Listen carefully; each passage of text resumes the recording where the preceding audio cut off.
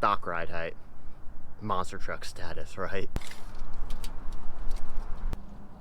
Now those Teins and RSRs, perfect. Every inch counts.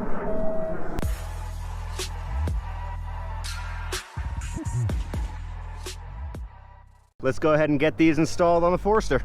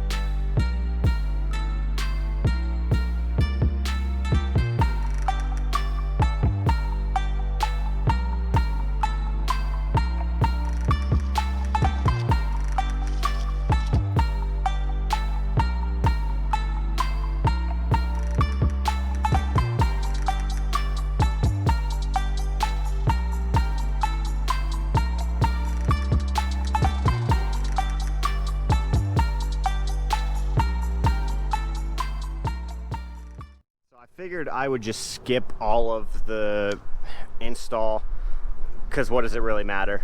You guys saw me take it apart. Now this is what it's going to turn into. Like Darilyn said in like 2 videos ago, these are Teins. They have dampening adjustment, so just like coilovers, you can go from soft to hard. And then here are some RSR springs that are lowering springs. So overall, this is going to be, from the measurement, 2 inches lower than stock ride height without the springs having settled. So as time goes on, the springs will settle a little bit, maybe another 1/4 inch or so, that'll drop. Not that big of a difference, but I much rather would have had coilovers, but this is Darilyn's vehicle. It is a Forester, like a CUV or SUV or whatever the freak they call them. So I don't want it slammed because she likes this style vehicle for the height of it. What I mainly did this for is for drivability. It'll be a little bit more responsive for her when she's driving, which in my opinion will make this safer. Here you go. I moved the Forester from over there to over here on a little test drive around the backyard. I'll show you guys that in just a little bit. But here's the overall ride height of the Forester after the Teins and RSR whole install. It lowered it 2 inches from stock, which is awesome. Like that perfect ride height. I put it on the hardest setting for drivability. Yeah, I can't really tell around the yard, but I'm happy with it. So let me show you that little test drive around the yard. And let me tell you, it's gonna be pretty sick.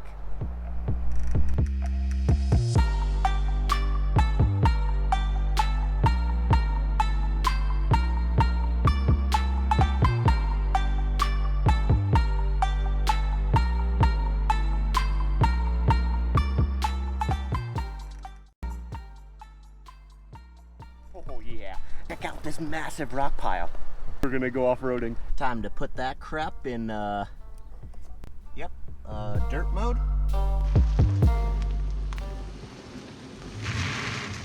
Got 385 now. Did I just seriously drive a mile around my backyard? I'm such a loser. But in all reality, I'm really just super excited that this thing is finally able to drive. It's been, what, 10 days since I got it? Seriously, no joke, awesome. This ride height is just, yeah, it's not slammed and my style, but for Darilyn, she's gonna love it. I don't even know if she's seen this yet, or if she'll even appreciate like how sick and how JDM. Her being Japanese, like hardcore. Teins, come on, straight from Japan. Okay, so now that I have my corny jokes and like stupid montages out of the way, I'm gonna go over more of the technical aspect of this setup. So how I mentioned, they are dampening adjustable. What that means is these are 16-way dampening adjustable.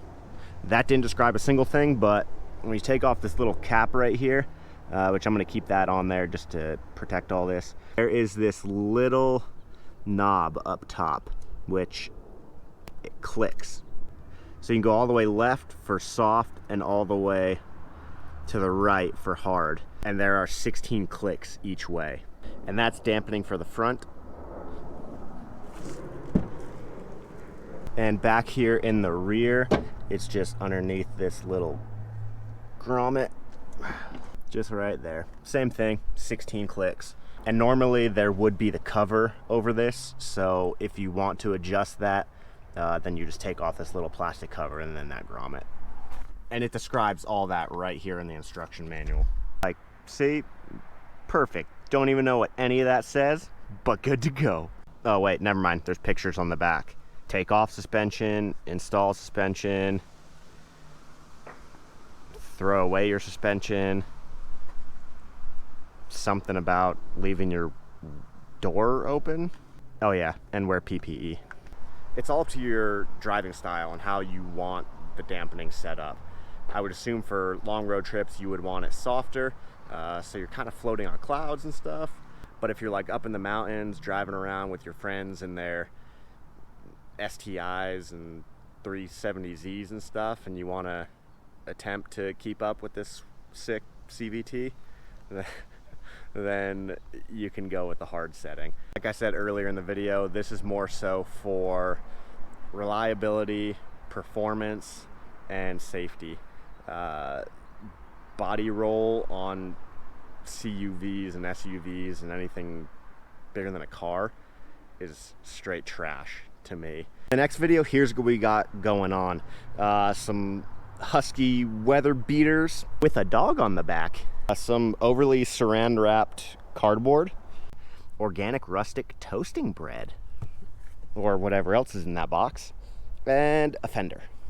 So stay tuned for all of that and the quick progression of the Forester Sport. Thanks for watching, you guys. We really appreciate you, as I say at the end of every video, but that's really like no joke. YouTube and the community that we have, and Todd from Unwrecked, like I feel like we're a little family, all of us, right? Like, when's the reunion, guys? It's fun just getting back in things and allowing my creativity with the content and the editing and having fun with Darilyn and enjoying that family time here really is good to have, and a release from normal life. I hope you guys can find the same thing in your lives. Just find a release, you know? It's 2020, super hectic. Work is crazy, life is crazy. Just find something that you enjoy that allows you to get away, that's stress-free, and creates true happiness, you know? You can do whatever you put your mind to. Nothing is impossible. That being said, I will see you guys on the next one with these installs and whatnot. See you guys later.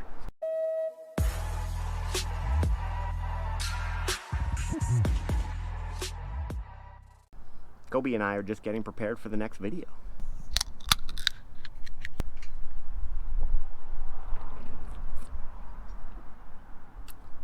Caffeine and sugar.